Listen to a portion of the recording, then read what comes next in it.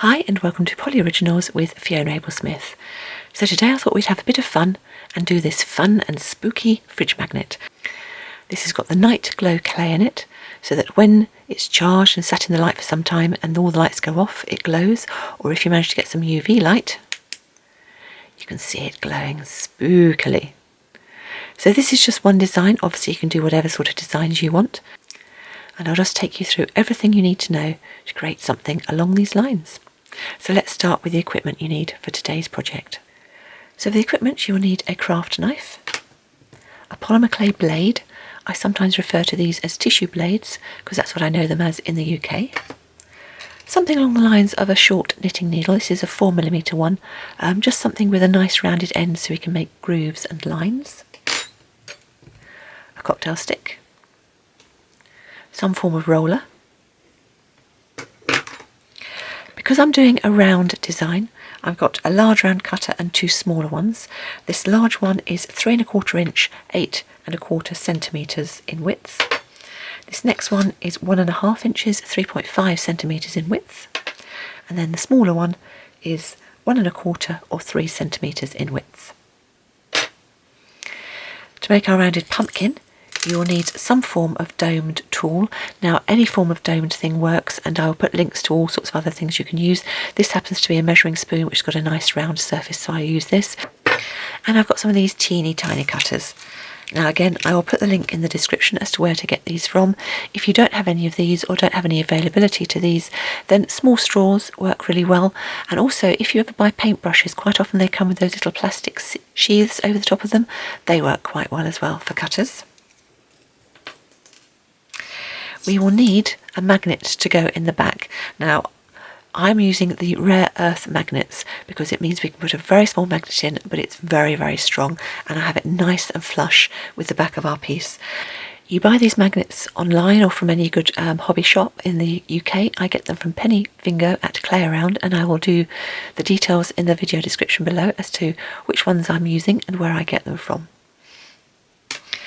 And you also need something to put in the back of our piece when we cut it out that will be the same size. So I'm using some of the 2-part moulding compound, and I'll take you through quickly how I've done that in order to get exactly the right size later on. If you haven't got any of this stuff, simple cut out bits of cardboard work just as well. Don't know whether it picks up well on the camera, but in the background here I have got some glitters embedded into the clay. So I have used a green glitter, a dark blue glitter, and a sort of turquoise glitter. A single colour of glitter works well. Silver also works well all the way through. You don't need a bowl. I'm just keeping them in this because it's glitter and it tends to get everywhere. So just to keep my table tidy, I'm just storing it in a bowl. You'll need a sheet of waxed, greaseproof or tracing paper just to work on, something that you can manoeuvre easily and that the clay will come off. You see I've gone quite a bit bigger than I need, but certainly bigger than whatever size of your design you want to be doing. A couple of tiles, because we're going to have one piece baking in the oven whilst we're working on another one, so a couple of small tiles will work particularly well. I have drawn up a template just for myself to use of a bat, a little haunted house type thing, and a rough scary face for the Halloween. I will have this available on my website, and again I will put the link in the description below the video, but obviously do your own, put whatever patterns you want to do, and particularly for the pumpkin face there are loads of templates online freely available, so you can choose the design you want on your pumpkin. When I bake my pieces in the oven, I will always tent the whole tile in a piece of aluminium foil, because if the oven spikes during the baking, the clay is then protected. And I will use a measuring sheet just to work on and just to give me some nice horizontal lines. You don't really need this. Lined paper would work just as well for this technique today, but if you did want something like this, then this is the one I use, and it's freely downloadable from www.printablepaper.net. And the only other things I'll be using will be wet wipes and tissues to clean my hands, particularly with all that glitter, as we go along, and of course a pasta machine dedicated to polymer clay use. So let's move on to the clay we need for today's session. So for today's session I'm using FIMO Soft, but all of the known brands of polymer clay will work very well for this technique. You do however need some of the Night Glow, the one that fluoresces in the dark. You can see there it really glows, so that's a definite must, but you can get it in other brands of clay. Some of the other brands have that as well. So the amounts, we've got a lot of black simply because you use that right on the back of the piece, and also a little detailing. This is actually much more than you need, but it's easier to create a nice big slab to take your cutout circle from. So that's actually 3/4 of a small packet, so 42 grams or 1.5 ounces of clay. And then we need some white and some of the night glow, and for both of those we've got 1/2 ounce or 14 grams of the packs. To make the pumpkin colour, I've gone for 1/4 ounce or 7 grams of Indian red and sunflower yellow. And then to do our nice background Skinner blend, to give the colours in the background, we've got the same amount, so 1/4 ounce, 7 grams of the Windsor blue and the Calypso. And then to get a nice darker green, I've gone for 1/8 ounce or 3.5 grams of Windsor blue and exactly the same amount of the forest green, and I'm going to mix those two together, and they create a nice deep green colour like that. We need a little bit of olive green, so again just 1/8 ounce, 3.5 grams, that's what we're going to do the tendrils with. And then to do the moon, we're going to mix a tiny little bit of translucent clay in with some of the night glow. So again, that's way too much, so just a small amount of the translucent will work very well. And if you haven't got any of that, just miss that out and just do straightforward night glow. Okay, so that's all the clay finished. So the next thing I need to do is just quickly show you how to do the little insert bit, so you don't have to use one of your nice magnets to create the insert in the clay. So when we complete our magnet, our fridge magnet, I want the magnet to be nice and flush with the back of our piece. So to do that, we are obviously going to cut out an insert when we place this in. Now, you don't really want to be baking the magnets, because obviously they lose some of their magnetism whilst they bake in the oven. Now you can, if you want to, just buy an extra one and sacrifice it, so this one will always be the one that you bake with, and gradually over time it will lose its magnetism. And what you then do is, after it's baked, flick it out and then put a fresh one in. However, if you don't want to do that, get some scrap clay that's the same thickness as your magnet, place your magnet on top of it, cut around the outside with your craft knife, bearing in mind that this does have a habit of pinging off and attaching to the craft knife, so hold on to this as you go. Once you've done it and you've really neatened out your piece, cut off the excess and then just bake that. When it's baked, fit your magnet in to make sure it's exactly the right size. And then I got some of the 2-part moulding compound, tiny bit, and put enough in so that I could actually put the moulding compound into my cutout shape. And once that was dried, just pinged it out. And now, of course, that is also something that can bake in the oven. So I can now insert that every time I want to put a magnet, and I don't have to waste a magnet, just use this instead. If you don't have any of this, then what I did before I started doing this, just to check that the idea worked, I just took some sheets of cardboard, some sort of nice thick cardboard, literally drew around this, cut out 2 or 3 thicknesses of the cardboard, however much you needed to be the same height as your magnet.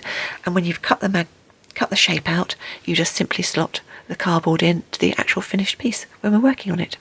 So either of those ways work, just choose whichever one you want to use, and that way you'll save yourself having a sacrificial magnet. Right, let's start with today's project and have some spooky fun.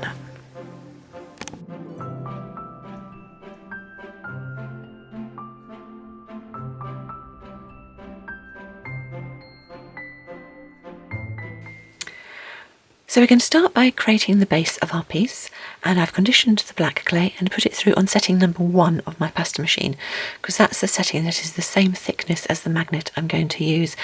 Now, as I said, there's more than enough clay here for doing it, but it just makes it easier if we've got a nice big piece to work through. What I'm going to do, I'm going to start working on the tile on which I'm going to bake everything, and this is going to be our bottom layer.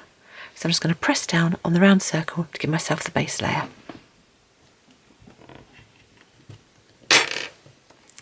Pull the excess clay away, and then think about where I want the magnet to be. So I want mine to go towards the top of what we're doing and in a central sort of spot. So having decided that it's in the right place, I'm then going to cut down around the outside of it. Now you will find that the magnet sticks to your craft knife, so just be aware of that and sort of hold it in place slightly as you work.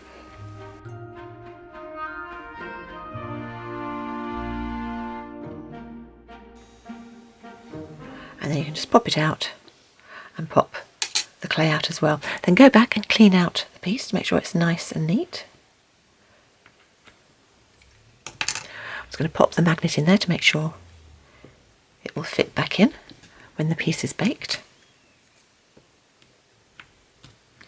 Take him out and then spend a bit of time. So if you can see, if you've got a little bit where it's sort of not quite detailed enough, then really go in and neaten that bit off. So having created a nice neat spot, either put your pre-moulded 2-part moulding compound in, which fits neatly into the spot, or as I said, if you don't have any of that, just cut out yourself several layers of card exactly the right size and shape of the magnet and just stack them up until they come completely to the top of your background piece. So I have conditioned my white clay. This has gone through on setting number 7. And exactly the same again, cut yourself a circle.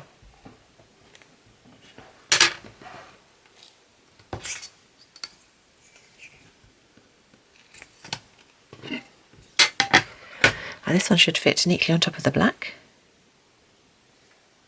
Try to put it down to make sure you haven't got any air trapped underneath.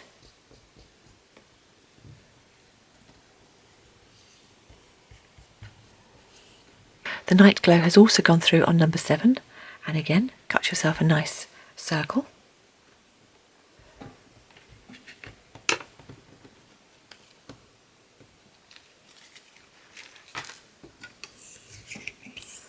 And again, pick that up and put it on top.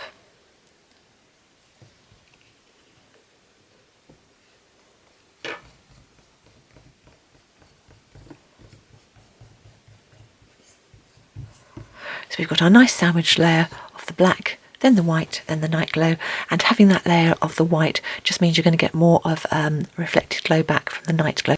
So I'm just going to give a little bit of a roll over. So with a clean roller, I'm just going to go over just to make sure there's no air bubbles trapped in there. So that's our background piece ready. Now we need to start making the front decoration. So mix together your pumpkin coloured clay and put it on a medium setting, so setting number 3 on my pasta machine. Give yourself a nice thickness. And cut yourself out a single circle from the second size up cutter. So that's one that's 1.5 inches, 3.5 centimetres. Find whatever you're using as a dome. I'm going to use this measuring spoon and just sit your clay nicely over the top. And then I'm going to have it facing towards me like this. I'm just going to cut out a slight excess bit from the top and the bottom. Just to give me slightly more of a pumpkin shape. With the knitting needle, starting from the top, I'm going to create a groove down to the middle, and I'm going to put lots of different ones, but as they go out to the side, they're going to go more in that shape and then square as they come to the middle.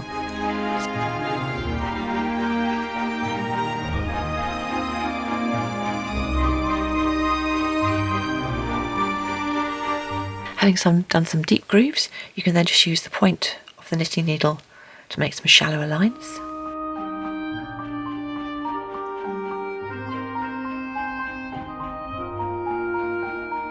And there's the pumpkin ready for the face to go on. So I've just drawn myself a little template here as to how I want the face to look. And I'm going to use cutters as well, just for the rounds of the eyes and the round of the nose. And with the cocktail stick, I'm simply going to draw on roughly where I want the face to be, and then I'll cut it out afterwards. Because then if you make a mistake with the cocktail stick, you can simply go back, roll over it, put your lines in and start again.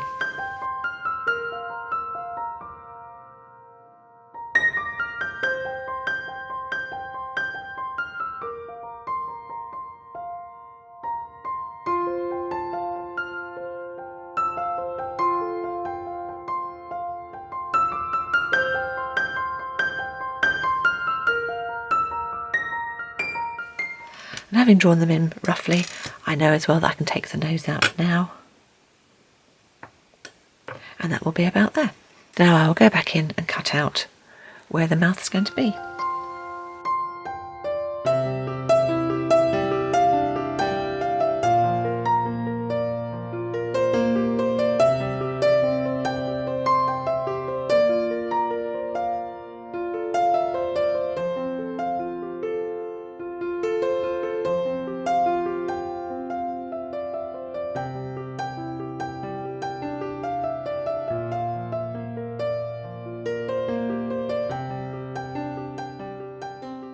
you can always go back in with your little cutters.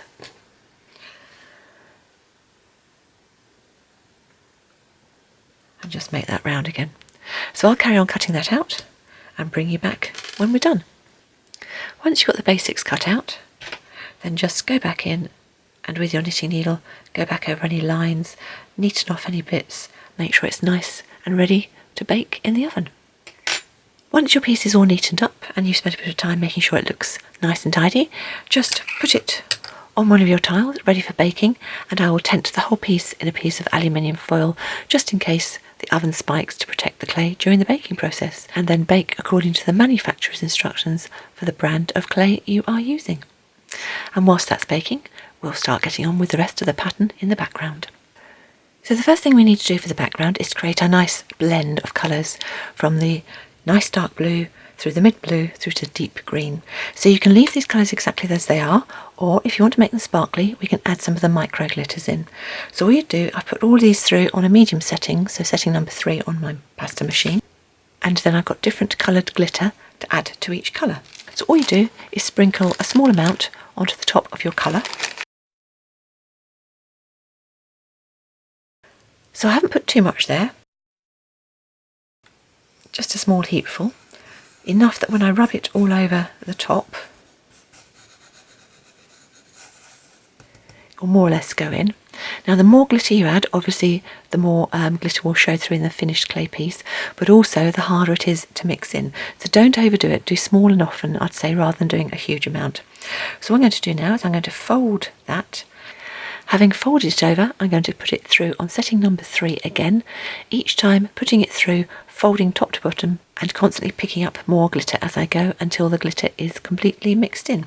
And remember, always put the fold through the pasta machine first so that any air trapped is going to go towards the middle. So I'll start doing that and show you when I've got one of these finished what it looks like. So there we go, and hopefully you can see there's just a nice amount of glitter in there, a nice amount of sparkle. So repeat with the other two, and then when they're all finished we'll come back and put them together in a blend. So to create a nice blend between our colours, the two on the ends are going to be cut through diagonally and the one in the middle cut through straight. Ends get turned top to bottom and the straight just get added on, and then we're going to put them together in a rough rectangle with one colour on one side going all the way through to the other. And then I'll just do a skinner blend, constantly folding top to bottom. If anyone's unsure about skinner blends, I do have a tutorial on making skinner blends with some tips and techniques, and I'll put a link to that in the details below the video.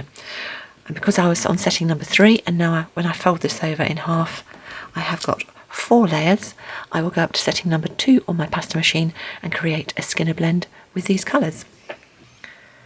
Okay, so there we go, and hopefully you can see we've got a nice blend of the glitters going through as well. Now that's quite a thick setting. We only need it on a thin setting for what we're doing because we don't want to have a huge amount of bulk before we go through to the night glow layer. So I'm going to put that through on setting number 6 on my pasta machine, so relatively thin to give myself a nice long sheet, and I will just cut one circle out of it. So there we go. So you can easily get 2 of these big circles out of that. Get your piece of wax paper ready to go, and then once you've cut your circle, immediately transfer it onto the wax paper, and that's what we're going to work on from this point onwards.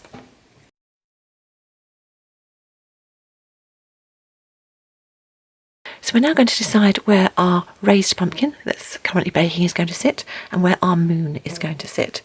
So the raised pumpkin will be the slightly smaller of the 2 circles, so that when it comes out of the oven it will sit over the aperture we're going to cut through. So I'll put my raised pumpkin probably somewhere down that side towards the bottom.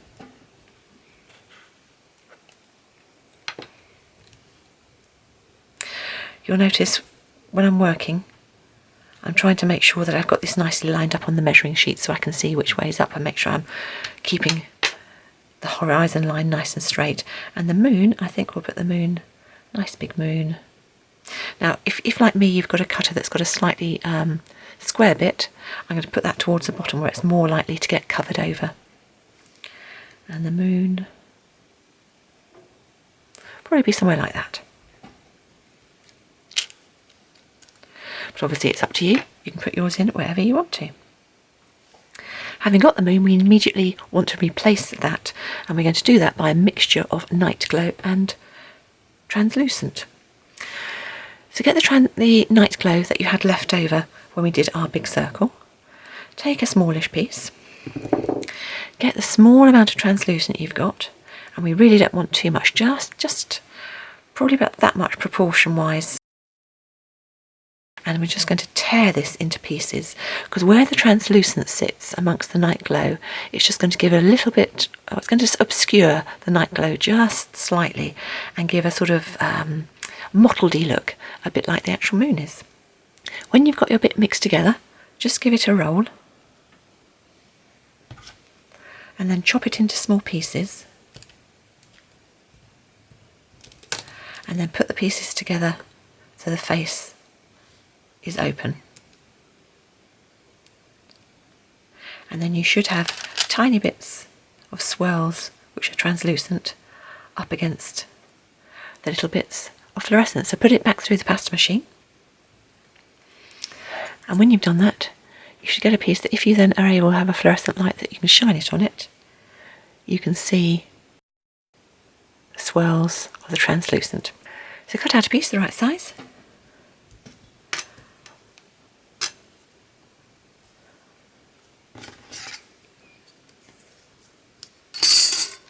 and slot that in to be your moon.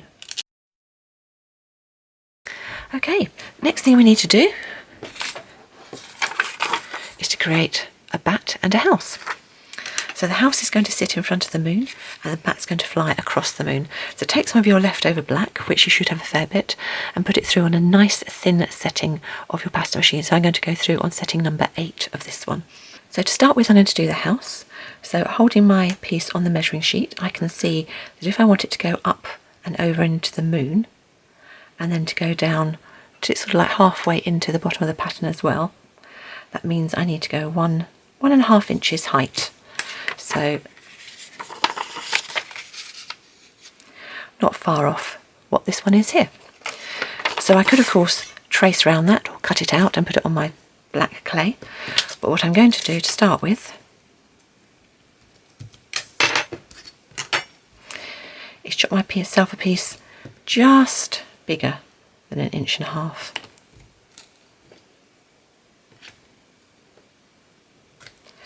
So I know I want to draw my piece within that size of clay. And then with a cocktail stick, I'm simply going to draw myself roughly that sort of castle shape. And then once I've drawn it with a cocktail stick, cut it out with my craft knife.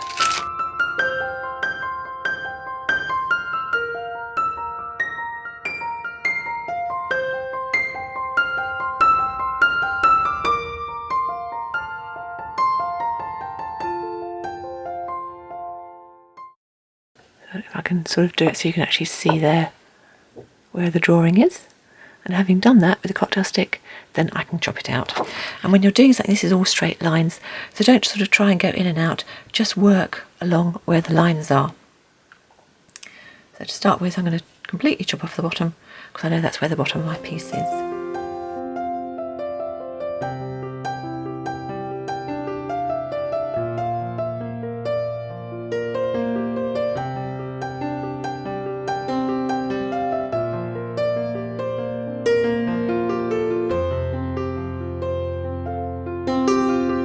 Having cut out the shape, I'm then going to just take my craft knife and pull away from all the important areas, so that when I pull the clay away, I'm only pulling away small bits at a time.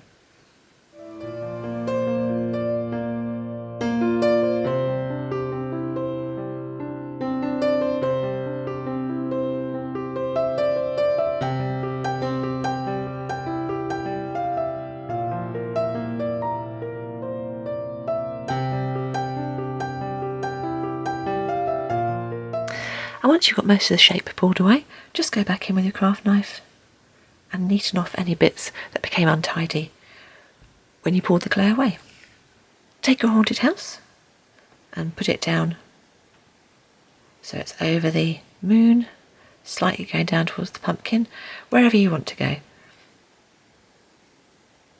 I'm also going to curl mine round so it's slightly skew-iff.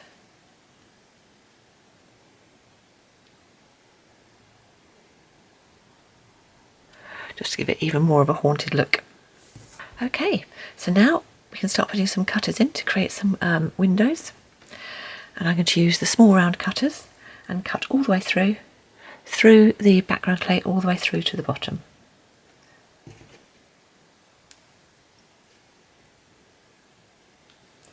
Obviously you can do square holes if you would rather.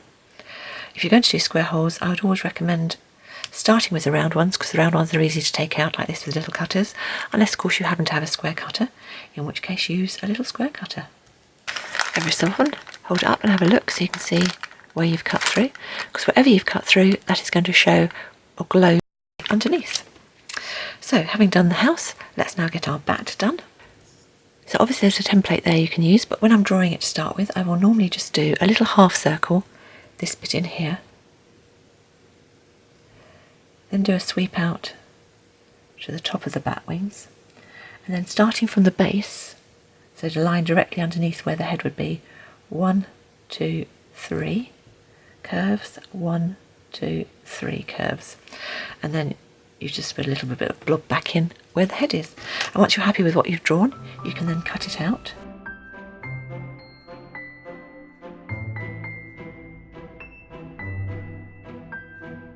And hopefully you've got something roughly bat shaped. So mine's gone smaller than the one on the template, but I thought it would fit better in to the rest of the moon that I've got left where my haunted house was. So here's on there as well. So the template is now finished with. And the last thing to do before we start adding the baked pumpkin heads and all the vine tendrils is to put some little stars in. So just take one of the smaller cutters, or a couple of the smaller cutters, and just start adding rounds and cutouts wherever you want to, where you think stars would be. So always up towards the top.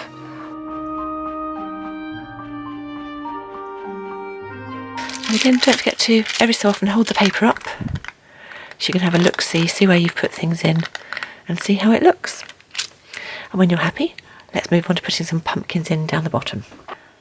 Hopefully by now your first pumpkin piece should have baked, and I've just taken this off in some cold water so it's nicely cooled, and that will just sit over the aperture in the bottom part of our design.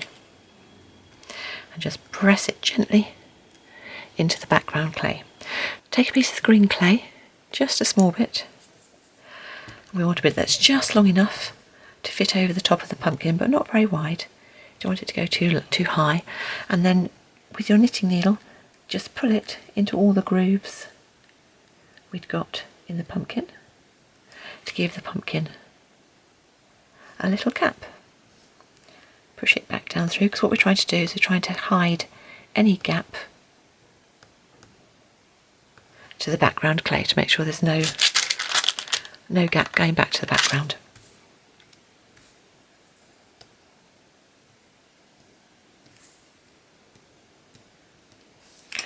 Once that's done, with another tiny piece, just give a wee little stalk. Just roll a little bit, stick it in the middle, pull it down so it joins with the others. It can be sticking proud if you like, and with your knitting needle, just go down into the middle of it, just so you can see where it's been chopped off. So that's our main pumpkin, but it's quite nice to have a couple of extra ones hidden in the background here. So I'm just going to take a small amount of clay, about something like that, press it flat and push it into roughly a pumpkin type shape, and then whilst it's still on your measuring sheet, as we did before, just put some grooves in.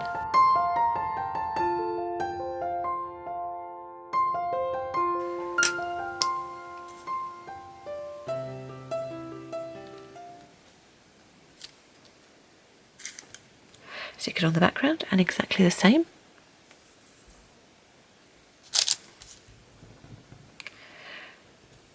Take a little bit. It's going to act just as a cap.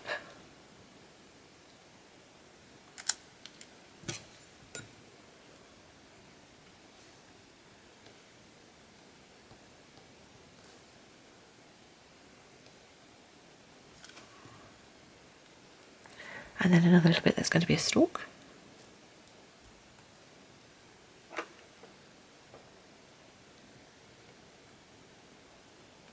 And then as before, if you want to, put that on, and then do the same, or perhaps have one smaller one just up here going into the background.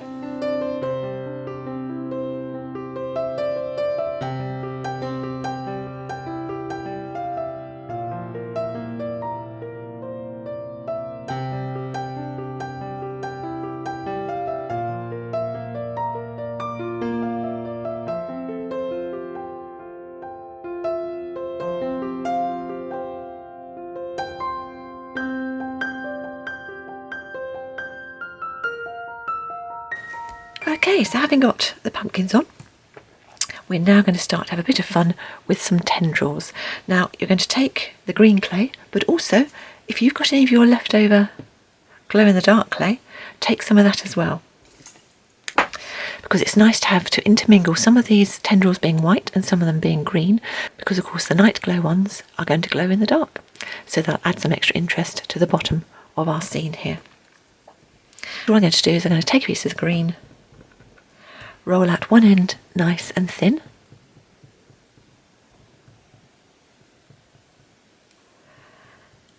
and it's sometimes nice to do both ends thin, because we can take him, fit him to the underneath of our pumpkin, and then start winding these tendrils round.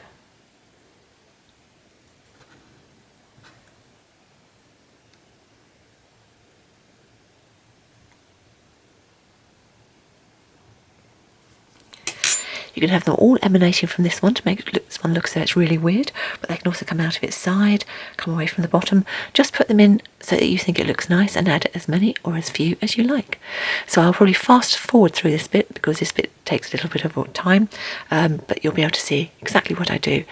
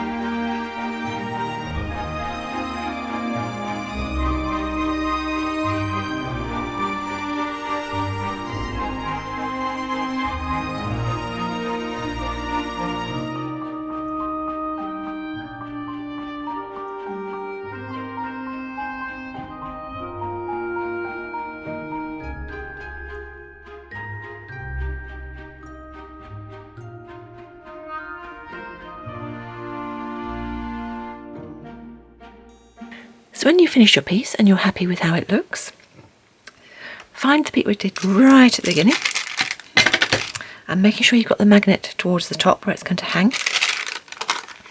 You should, in theory, be able to start pulling the paper back, and where it pulls back, this should fit on.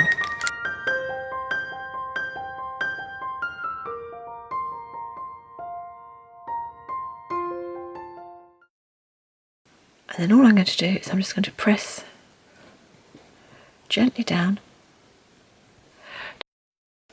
to make sure that all the bits are nicely pressed together.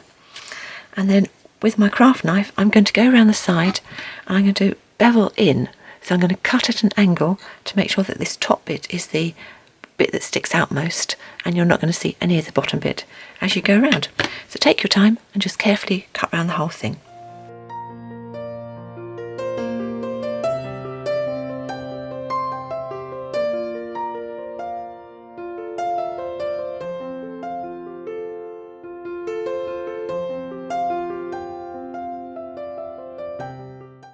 And there is your piece, ready to be baked in the oven. As before, tent the whole tile with some aluminium foil to protect it should your oven spike during baking, and bake according to the manufacturer's instructions for the brand of clay you are using. So we'll get that baked and then once that's done I'll bring you back, and the last thing to do will just be to put the magnet in. So once your piece has finished baking, it can be removed from the oven. When it's cooled, just take out either the 2-part moulding compound or the bits of card, whatever you used. Check that the magnet fits into place. Make any adjustments or carve a bit of extra out if you need to. So I'm just going to use my craft knife just to remove the magnet now, and then simply put some form of super glue or extra strong glue in the back there, and then pop your magnet in and your piece is ready to go. So there we go, our piece is finished. A fun and spooky fridge magnet. And if you've got a UV torch, you can give it a bit of a flick over so you can see how it's going to look. And once it's sat in the light for a while, you can try turning the lights off and see how it looks in the dark.